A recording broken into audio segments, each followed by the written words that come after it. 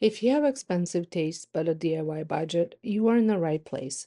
Welcome back to the channel. Today we are tackling exactly how to get that high-end look for less. I'm sharing 3 high-end home decor dupes inspired by gorgeous pieces from Pottery Barn, McGee Co, and Cottage Key. We are taking some basic thrift store finds and Dollar Tree staples and transforming them into beautiful, cozy, vintage-inspired decor. Grab your favorite warm drink, get comfortable, and let's get into these DIY. And if you love transforming trash to treasure, make sure to hit that subscribe button so you never miss a project.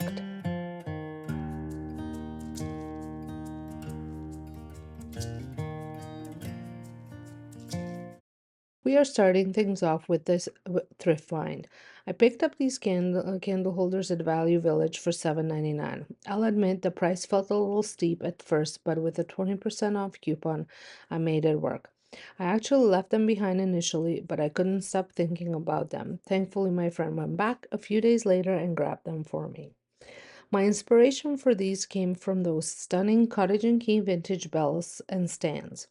You can also find similar ones on Amazon, but they all come with a pretty hefty price tag. While I wasn't overly crazy about the heart-shaped cutouts on my thrifted shades, I knew I could make them work, especially since these will look adorable with little bows tied on them closer to Christmas. First things first, the candle cup and the curved base had to go. I enlisted the help of my husband for this part. As you can see, he's practicing ultimate safety here using a grinder to cut those pieces off and smooth everything out. Once the metal was prepped, I sprayed all the pieces with the vintage metallic gold spray paint. Honestly, the color pulled a bit yellow, too yellow and brassy for my liking.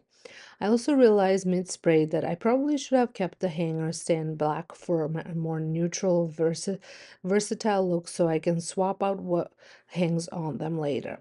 But in the DIY world, we pivot. To fix the bright gold, I brought the pieces inside and went in with Dixie Belle's black wax.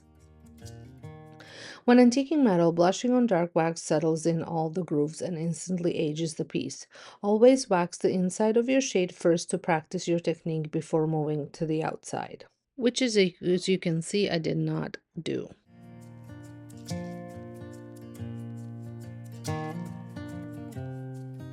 I added black wax to both the shades and the stands, smoothing out any harsh brush strokes as I went.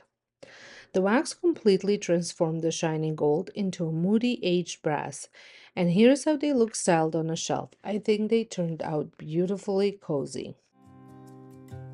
Moving on to our second project, which I am perfectly happy to admit did not turn out the way I envisioned.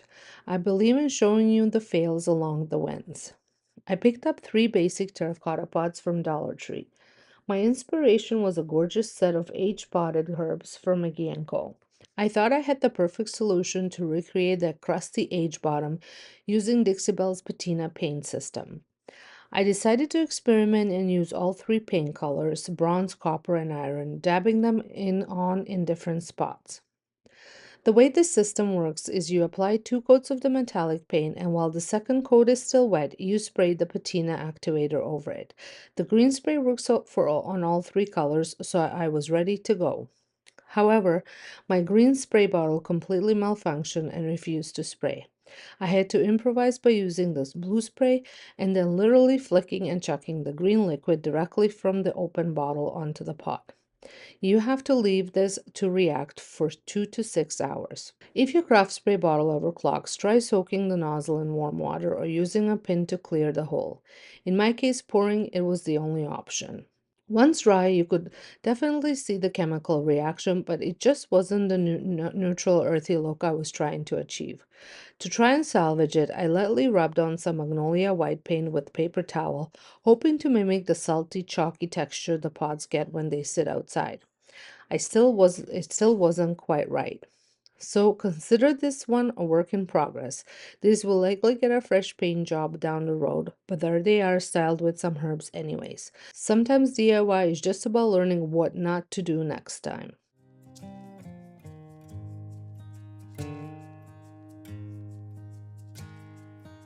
Now moving on to the absolute favorite DIY of the day. I found this vase at the thrift store a while back for $7.99. It had a fantastic shape, but the color was lacking. My inspiration for this piece is the gorgeous Emilia ceramic collection from Pottery Barn.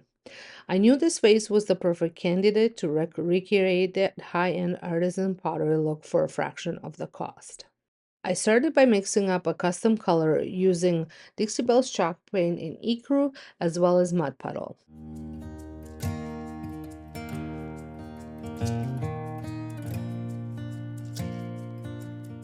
After the first few brushstrokes, it was way too smooth, and to get that handmade gritty pottery feel, I mixed in a quarter cup of sea spray texture additives.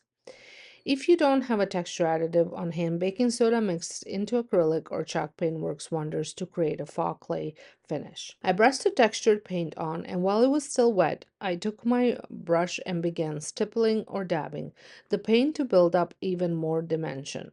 I let that dry completely.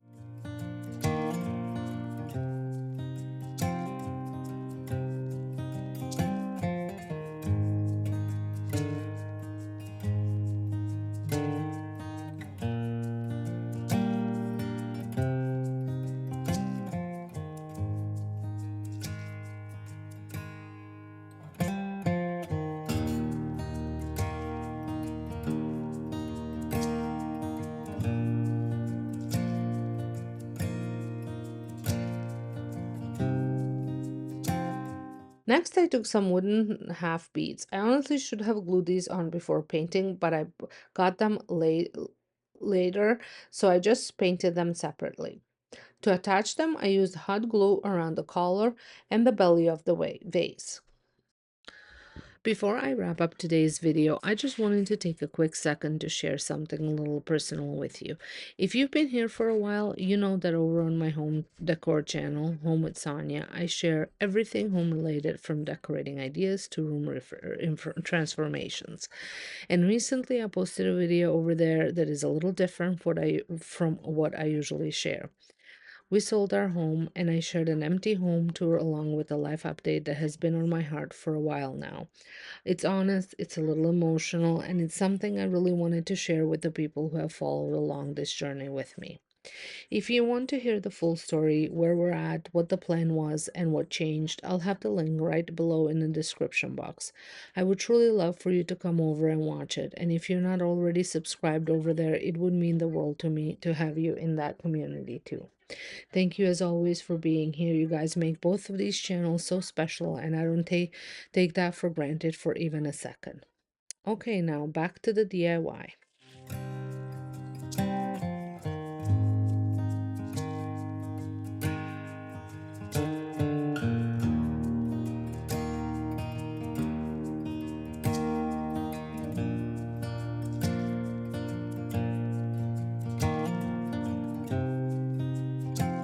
For a permanent hold or on embellishments like this, use a dot of hot glue for an instant bond right next to a dab of E6000 or Gorilla Glue for a long-lasting hold.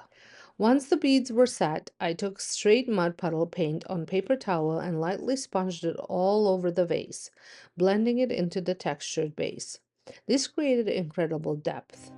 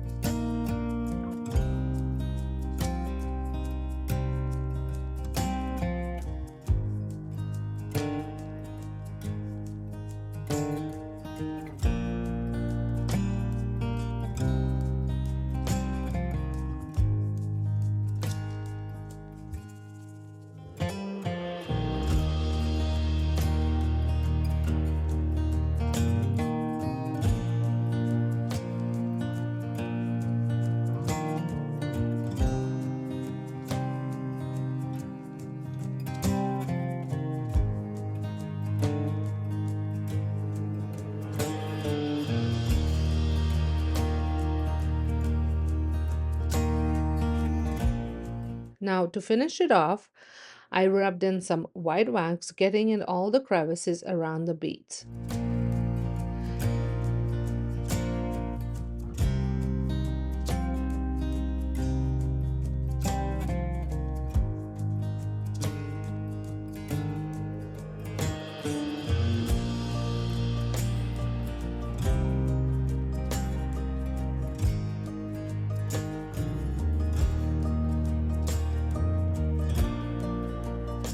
Then I went in with a new favorite, the grunge gray wax.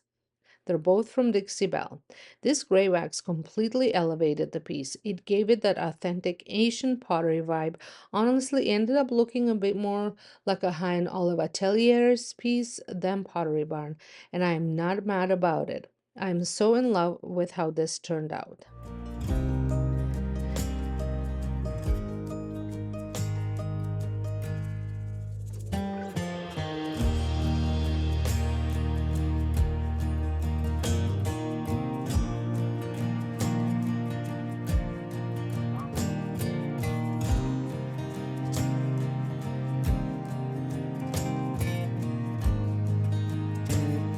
And there you have it, three high-end looks created right at home on a budget. Even with our little terracotta fail, I am so happy with how these pieces ended that cozy curated feel, added that how these pieces added that cozy curated feel to my space. I would love to know which of these pieces projects was your favorite. Are you a team vintage bells or team textured vase? Let me know down in the comments below. If you enjoyed hanging out and crafting with me today, please give this video a big thumbs up and subscribe to the channel so we can do this again next time. Thank you so much for watching, and I will see you in the next DIY.